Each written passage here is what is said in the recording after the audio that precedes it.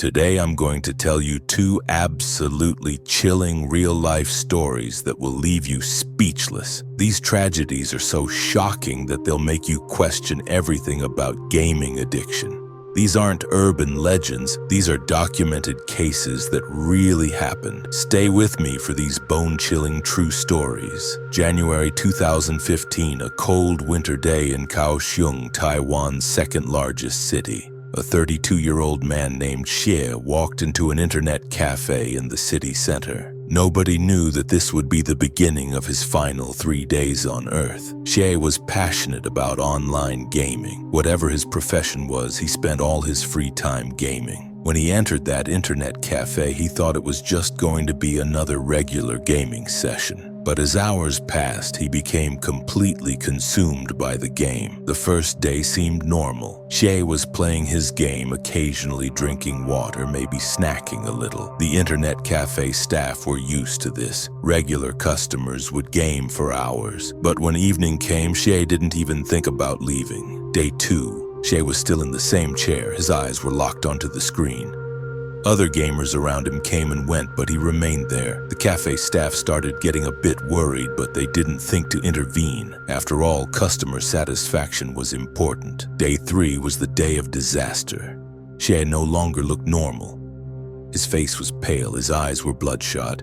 His body was experiencing trembling fits from exhaustion, but he kept playing. It was as if the game had taken control of his brain. 72 hours. 3 full days of non-stop gaming. He hadn't eaten proper meals, hadn't slept, just gaming, constant gaming. And then that horrifying moment arrived. January 19th, 2015, early morning hours. The internet cafe's cleaning staff member was doing his routine when he approached Xie's chair, but something was wrong. The man was motionless, too motionless.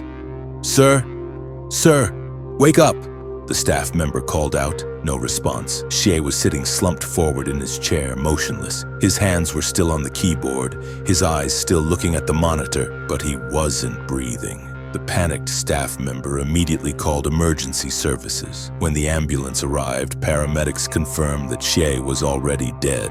This 32-year-old young man had suffered a heart attack after his 3-day gaming marathon and lost his life. In the autopsy report, doctors stated that Xie had experienced heart rhythm disorders due to extreme fatigue, nutritional deficiency, and constant stress, which led to a fatal arrhythmia. Not sleeping properly for 3 days, not eating, and constantly having elevated adrenaline levels had completely exhausted the young man's body. The most tragic part of this incident was that Xie was the second person to die in an internet cafe in Taiwan in 2015. So this wasn't just an isolated incident. If you enjoy these types of stories that mainstream media often overlooks, don't forget to subscribe to the channel and hit that like button, because the second video story is just as shocking. For our second story, we're heading to South Korea, the world's most technology-addicted country.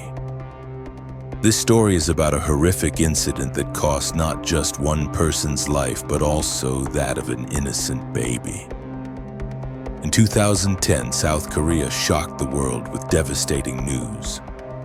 In Suwon City, 29-year-old Kim and 25-year-old Kim, a married couple, were playing an online game called Prius Online at an internet cafe.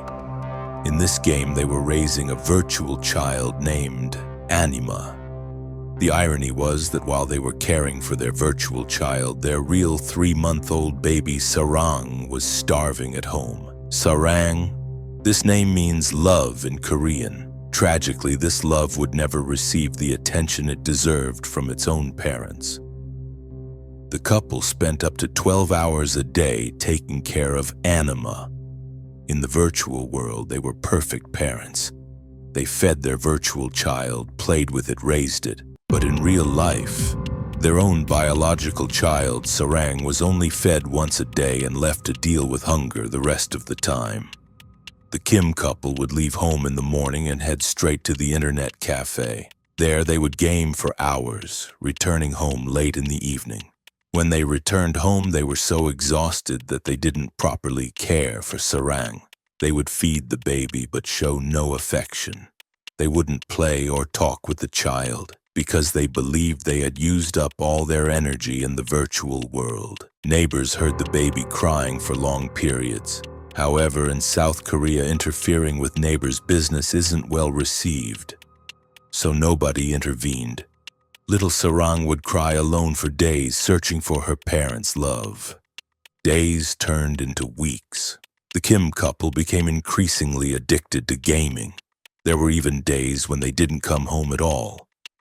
They would spend nights at the internet cafe and continue gaming in the morning. Meanwhile, Sarang was left alone at home, struggling with hunger. In their game, Anima was growing and getting stronger each day. The couple saw themselves as very successful parents because of their virtual achievements. Other gamers at the internet cafe congratulated them, saying how beautifully their virtual child was growing. These virtual praises completely disconnected them from real life.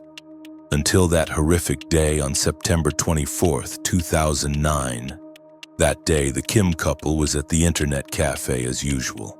A new update for the Anima game had been released and they were very excited. They played for hours so their virtual child could gain new abilities. The game was so captivating that they completely lost track of time. When they returned home late that evening, they encountered the biggest shock of their lives. Little Sarang was lying motionless in her crib.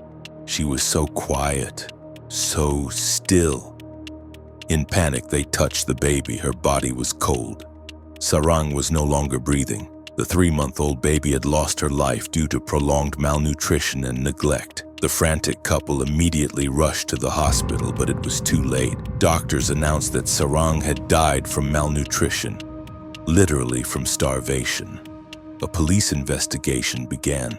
When the Kim couple's gaming history was examined, the horrific truth emerged. The couple had averaged 12 hours of gaming per day during the last 6 months before their baby's death. Some days it reached up to 16 hours. During the court proceedings, the couple defended themselves by saying they couldn't return to the real world from being in the virtual world, that the game had practically hypnotized them. They confessed that while thinking they were caring for Anima, they had neglected their real child. In 2010, the court found the Kim couple guilty of negligent homicide. Both were sentenced to 2 years in prison. Sarang's story became the most tragic example of how destructive technology addiction can be. This little baby, whose name meant love, unfortunately never received any love from her parents. If you enjoy real stories like these that mainstream media rarely covers, please don't forget to subscribe to the channel and hit that like button. Because these kinds of stories that the media doesn't often show are topics we all need to think about.